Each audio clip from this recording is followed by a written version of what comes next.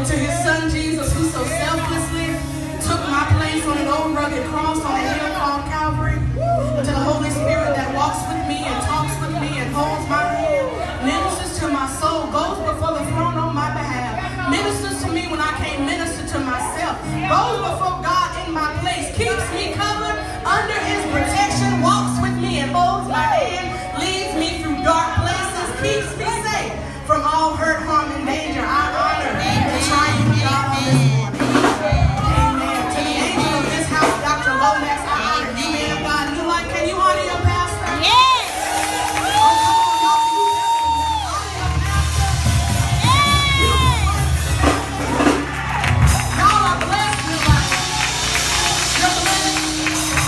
With a powerful, powerful, powerful man of God.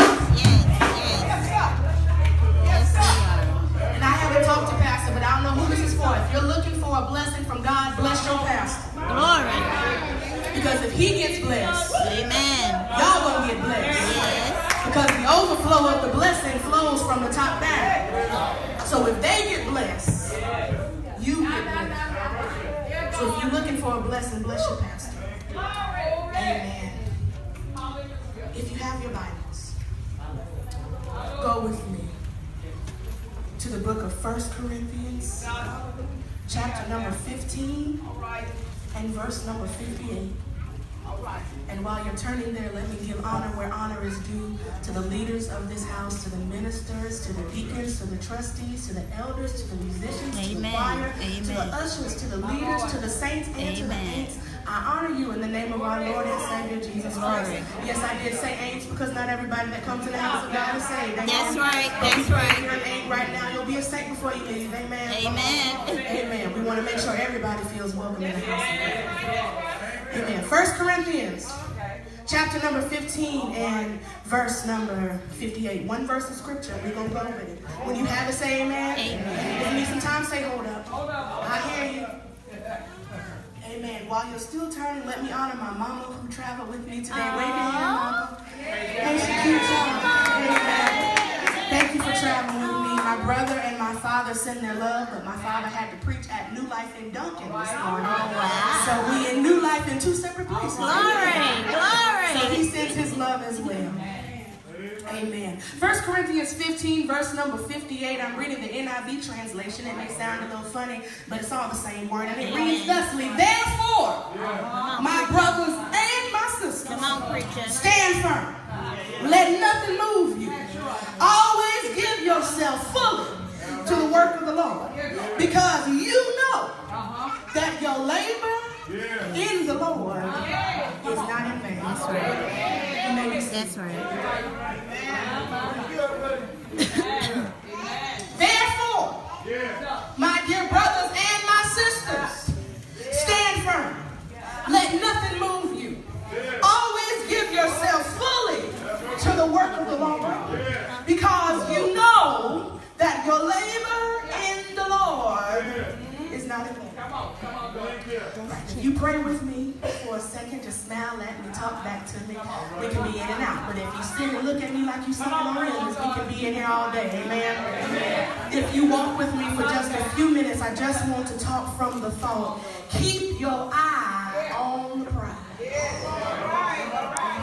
Keep your eye on the prize. Look at your neighbor, say, neighbor. Neighbor. Hold on. Hold on. Change is coming. Change is coming. Look at your other neighbor, say, neighbor. Neighbor. Hold on. Hold on. Don't worry. Don't worry. About a thing. Not a thing.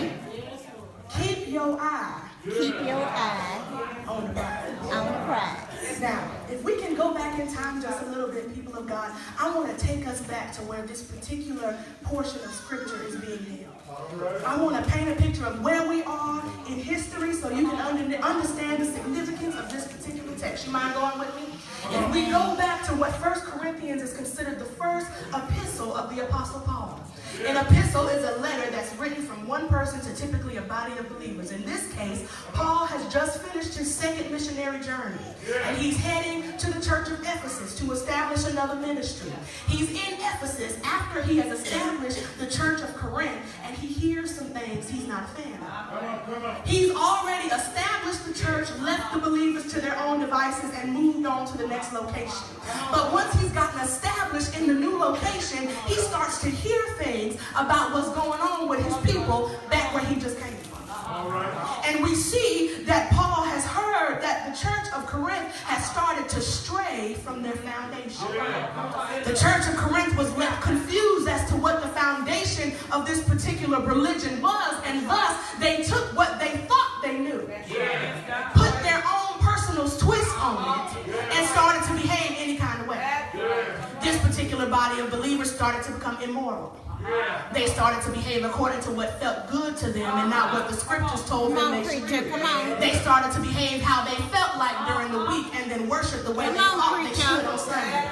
These were the particular people that had the air of religion, but no true relationship. Come on, preacher. Paul had heard that their behavior was contradictory to the religion that he had just taught them, and he was concerned. And instead of him going all the way back to Corinth to fix what he had believed to have messed up, he wrote a letter. And I believe he wrote that letter for one of two reasons. One, because it's in writing. Because if he would have been back and told them something, they could act like they didn't hear it. But if I give it to you in writing, Come on, preacher. you can't act like you didn't hear it. Now there's evidence that I spoke to you. Whether you choose to ignore me or not is on you. But I'm going to make sure you at least get a chance to see what you need to do. Number one. Second reason why I think he wrote it in a letter is because as much as we don't like to believe it, we got a whole lot of churches of Corinth right now. Amen. Amen. Come on, preacher. We have a whole lot of churches that have the air of religion. You know you can go to that church if you want to shout, if you want to dance, if you want to sing. You know that the spirit is high, but the people come in and leave the exact same way. You gotta preach, preacher. Preach. We have people that act as if they know God, Come on, preacher. but their hearts are far from God. Amen. They act as if they know how to worship God and how to enter into His presence, but they act more like the devil. Come on, preacher. Preach. You want to know why young people don't come to church? The reason why young people don't come to church is because people are more real in the world. Amen. Preach, preacher. Preach. You gotta preach, preacher. The steps on your toes stay out to people. But the reason why young people don't come to church is because young people can't deal with fake people. Amen. Amen. Amen. It's hard for me to see a Jehovah God that's forgiving and loving and caring if everybody in the church thinks they are God. Come on. You gotta preach, preacher. You have to tell your testimony so that people know that God is real. Amen. If you act as if you were born with the Bible under your arm and a cross around your neck like you ain't never been through nothing, what's the point of me serving God? Young people don't feel worthy enough to come into the house of God.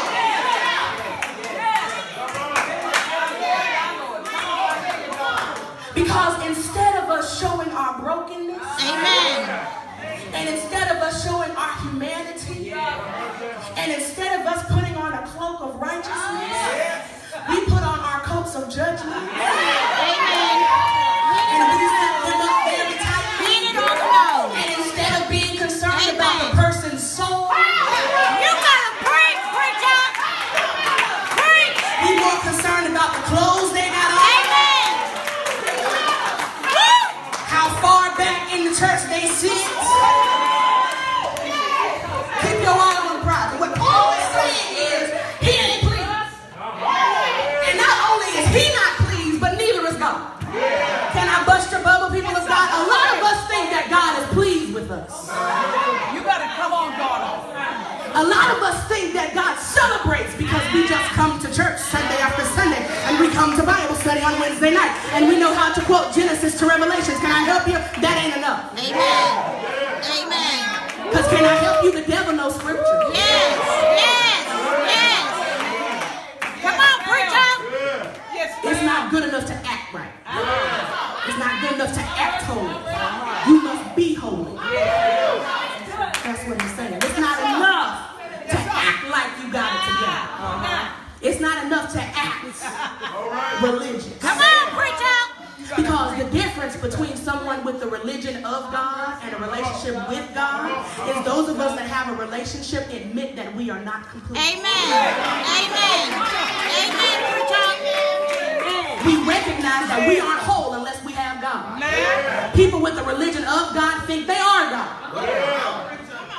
And that you can't live without them. Amen. Amen. Come on, preacher. Preach. So, we find ourselves here. Paul is confused because he had just left them. He had just had an encounter with them. And just as quickly as he left, they fled. Ain't that just like church folks? You can have a whole encounter with God in the church. And as soon as you step in the parking lot, it's a mess. Did you not just experience the encounter with God? How is it that we walk out the door messy? Amen. Amen. We haven't even gotten in our cars all the way to leave to go home, and we already messy. Come on, preacher. God is not pleased.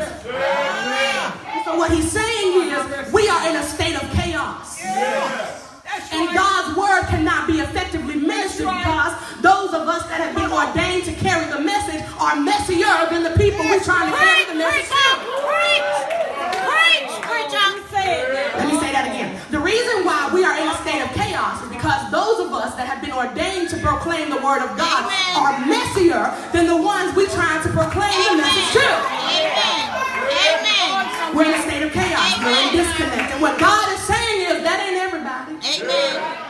And what Paul is even saying is that's not everybody. Come on, preacher. But the issue is those of us that got problems are the loudest ones. The hellions in the church got the most to say. You better preach. The ones that are the most dysfunctional seem to always have a word from on high. And what Paul is saying is it ain't for everybody that got the most to say. Amen. We got to make sure the voice of the church overpowers the voice of the enemy. Amen. We're in a state of chaos. And so Paul writes this letter not only to correct those who are out of order, but to encourage those that are in order to maintain focus. Amen. So if you fit in the category where you are surrounded by mess, keep your eyes On the prize. on the prize. Amen. Now there are three things I want you to catch, and then we're going to go home. Just All three. right. The first one is this. In order to effectively keep your eye on the prize, people of God, you must first recognize your relationship with God. That's right. Yes. Yeah. That's number one. Amen. It is impossible for you to even recognize that there is a prize in place if you don't know the prize giver. Amen. Hey. Let me help this side. It's impossible for you to recognize the value of the prize if you don't know the prize giver. Amen. If you don't know the effort that got put into the prize that is waiting for you, how can you truly appreciate the struggle it takes to get there? Got to recognize your relationship with God.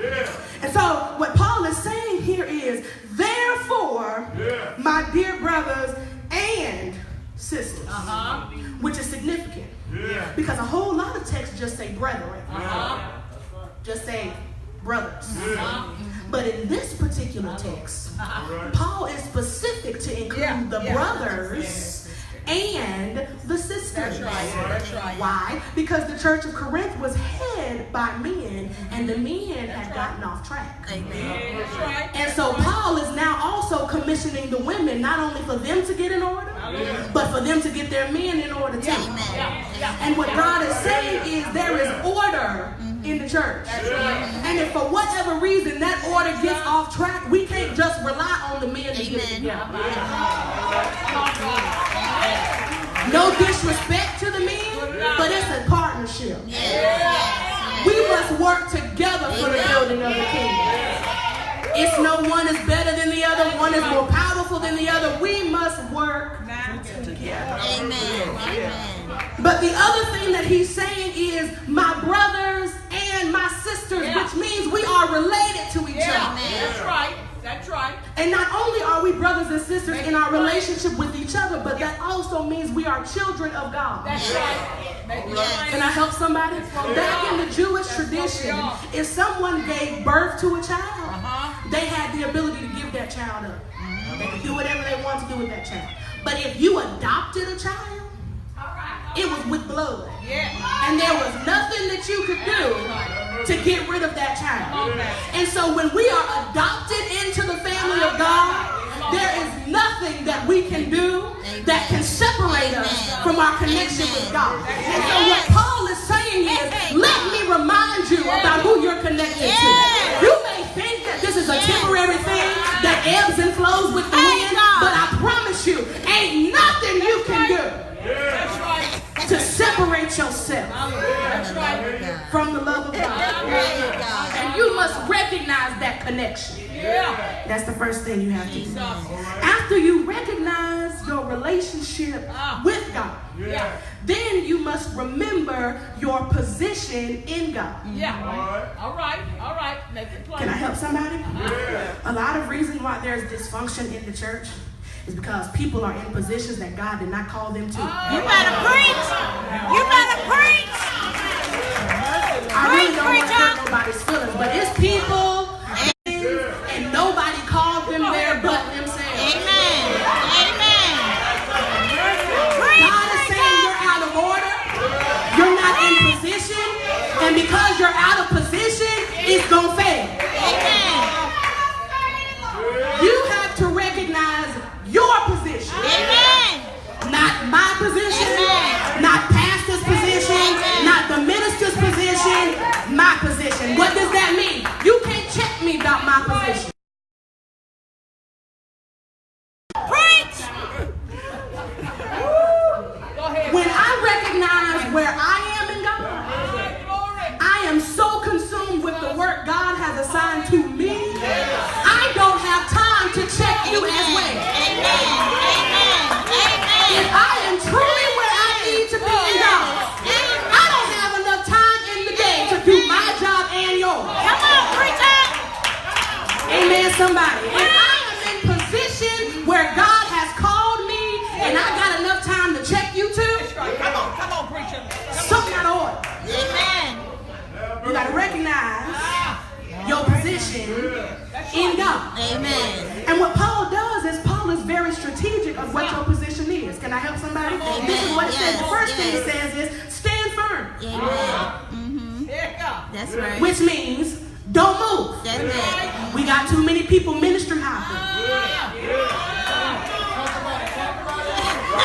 If somebody hurts their feelings at one ministry, they hop to another ministry. And then if somebody hurts their feelings in that ministry, then they hop to another ministry. And if they sing on the choir and don't get to leave, then they hop to the ushers ministry. And then when they realize they don't get enough time at the door, they hop to the associate ministers ministry. And then when they realize they don't get to read their favorite scripture, then they hop to the youth ministry. And then when they realize the youth don't like them that much, then they hop to another ministry. And then when they realize that that doesn't work, then they hop to another ministry. Stop hopping! God didn't call you to be a frog in the kingdom. We ain't got enough time to be hip-hopping from one place to the next. There is work to be done. There is something that needs to be done. The enemy is busy and he is waiting, seeking to see who he can devour. We have too many frogs in the church. Stop hopping everywhere. Stand firm. That also means you need to stand up straight. We don't have time for jellybacks in the kingdom of God. If you soft and don't want to hurt nobody's feelings, and I don't want to step on nobody's toes, and I don't want nobody not to like me, you just gonna have to move out the way. We ain't got time for weak people in the kingdom of God. We ain't got time for people that's not gonna call sin out by his name. That's what I want. The truth. That's what I want. I want my Stand firm. I don't care. It's gonna help But me. then it says, I want up straight. You should be unmovable. Amen. Because we have some people that move with the wind. They lean from one side to the other, depending on how they feel that day. Can I tell you what those people are? Those are the ones where you don't even ask them how they doing no more. Because you don't know from one day to the next if they're going to talk to you, if they're going to smile at you, if they're going to have attitude with you, if they're going to talk about you, if they're going to look at you funny. You don't even ask them no more. Because one day it'll be, I'm blessed, praise the Lord, hallelujah. Come on, preacher. And then the next day it's like you killed their puppy. Come on, preacher, preach. Now you going somewhere. Unmovable. Stop listening. Stop going from one side to the other. Pick a place and stand. Can I help somebody else? The reason why this is significant and what all Paul is saying with stand firm and be unmovable is you need some roots. That's right. Amen. Amen. Or as my grandmama used to say, you need some roots. Can I tell you what roots do? Roots be deep down into the dirt. And they pull things that people that may not be able to see to sustain them. They pull nutrients out of dusty and dirty places to sustain them. They don't let the wind move them. That's right. And even if they lean just a little bit, the roots will keep them anchored to the ground. The reason why we have so many fair weather friends is because they ain't got no roots. It's not enough to come to church. Do you know the Lord? It's not enough to be able to sing a gospel song. Do you know the Lord? It's not enough to be able to quote Genesis to Revelation. Do you know the Lord? It's not enough to be able to pray a prayer. Do you know the Lord? Amen. Where are your roots? Which means when all else fails, even if they chop you above the head, your roots will keep you sustained. Come on, preacher. If you cut Come a on, plant preacher. above the ground, if the roots are sustained, it's going to keep growing. Amen. If you cut something above the dirty and dusty surface, if it got good roots, It's going to grow. That's right. the reason why so many people die out early in the church, and they give up early in the church, and they throw dreams away early in the church, and they dismiss visions that God has given them in the church, because there are people that are set to cut you off. Come on, preacher. Come on, preacher. Each church got one. Amen. People that think that God has called them to be a landscaper, You better preach, preacher. so they just start cutting things where they think they should. But if you got good roots, you can stand firm and be unmovable. That's how you check whether or not they got good roots. Be steadfast. Stand firm. Amen. Be unmovable. But then it says, give up yourself fully Yes. to the work of the Lord. We got people that give. Don't nobody want to give fully. Because giving fully may mean you got to take from your house. Yes. Come Giving on, fully preacher, may mean preach. you got to be away from some people. Amen. Giving fully means you Preach, got to give up preacher. that sin. Come on now. Giving fully means you got to let that girl or that boy Yes, go. yes. Giving fully means you got to cut them people off. Yes. Giving fully means you got to be by yourself. Amen. Giving fully means you got to be without for a little while. Giving fully means I may have to suffer. Amen. The problem with modern day believers is we have comfortable Christianity. Come on now. And we only want to have faith when it makes us comfortable. Come on, preacher. But when God tells us to go into wilderness and to be by ourselves and to fast and pray, then we got problems. God said, I didn't call you to be comfortable. That's I right. called you to be righteous. That's right. I didn't call you to be calm, cool, and collected. I called you to be holy. I didn't call you to get everything that you want in this world. I called you to be a disciple. I didn't call you to have luxury. Come on now. Look out. Can I help somebody? Amen. A lot of times, Yes. what God is saying here is when we commit to being a child of His, Glory. we commit to going going out to reach others for him. That's right. And the problem is our comfortable Christianity allows us to think that we can go fishing and become fishers of men in our bathtub. Come on, preacher. Come on, preacher. Preach. This side didn't catch it. So we think that we can do evangelism Come on, preacher. in the church. Can I help you? Amen. If they're here, they got it. God said he's calling you to be fishers of men. Do you know where fish are not? Come on In now. the tub. Come on, And preacher. if they are, that's a deeper issue we can't help you with. So what God is saying is you got to go to where the fish at. Amen. You got to go to the lakes and the rivers and the streams, and you may get dirty, and you may get wet, That's and you right. may be uncomfortable, That's right. but you got to do what you got to do. Amen. You preaching, daughter. Steadfast, preaching. unmovable, You are. giving of yourself fully. Yeah, God. Because ministry is not a competition. That's right. Amen. It's not about who can sing better than who, Amen. Come on, preacher. who can hoop better than who can youth like better than them, Yes. who can go to as many trips, who can save as many souls. That's not what ministry Come on is. now. Ministry is the upbuilding of the kingdom Yes. of God. Yes. But we got too many people competing with one another. We on the same team. How Amen. is it that we are Amen. fighting each other on the same team? Yes. We're missing the attacks of the enemy because we're too busy attacking each other. Amen. Come on, preacher. You know what happens when an army starts to fight against themselves?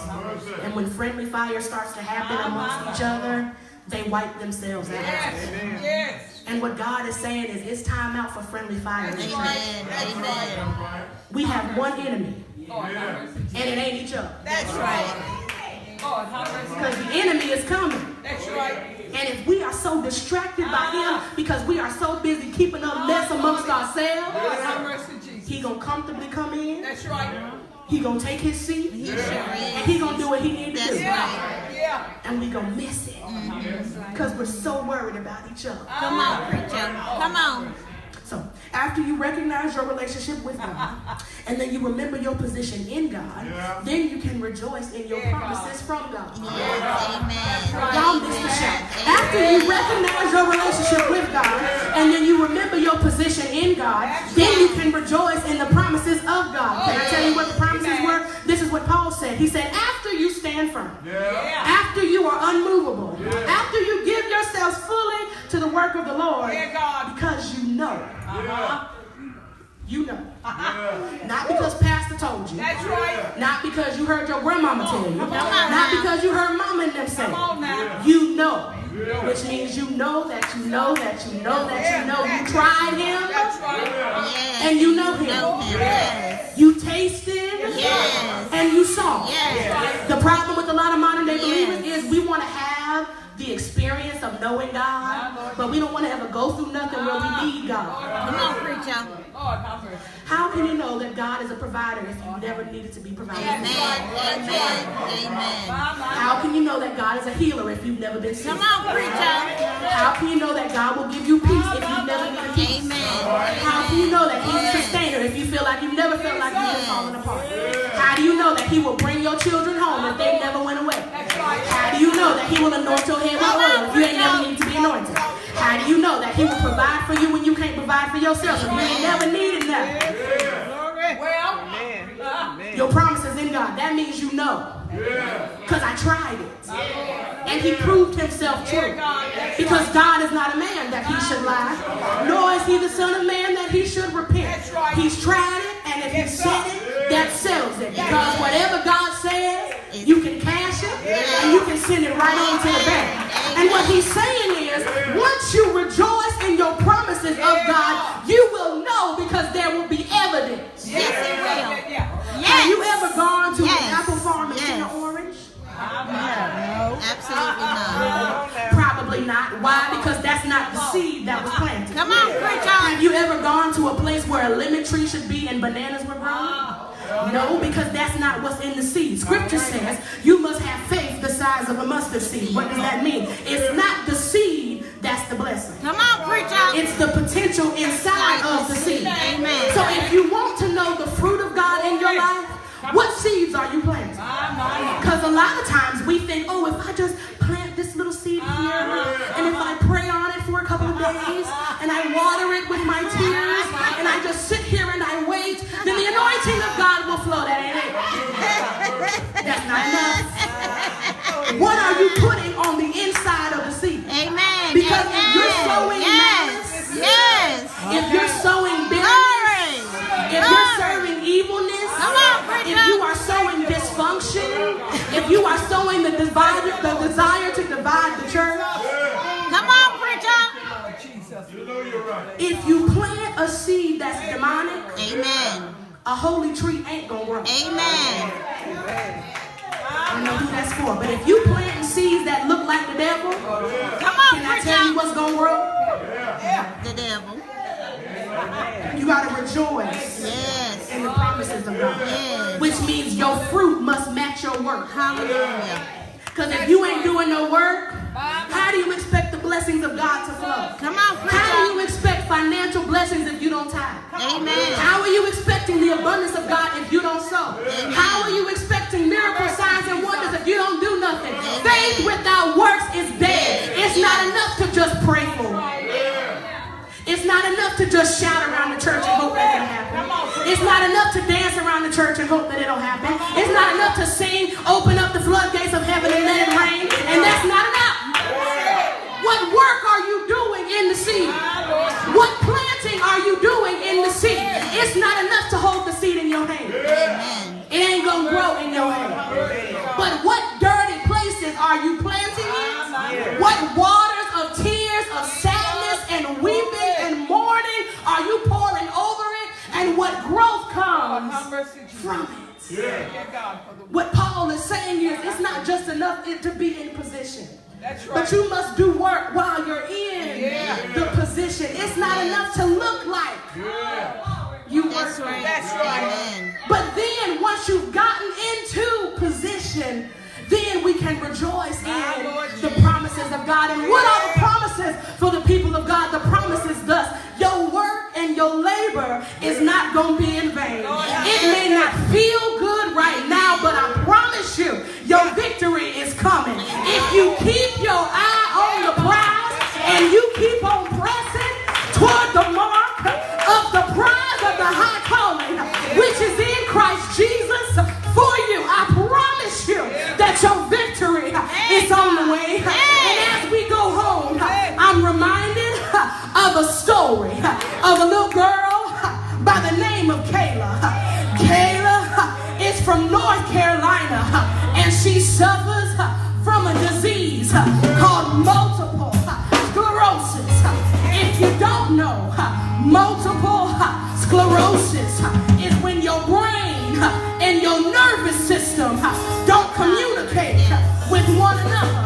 And for Kayla, the doctors told her she would never be able to walk again. The doctors, they told her she would never be able to stand again. The doctors, they told her she would never be independent again.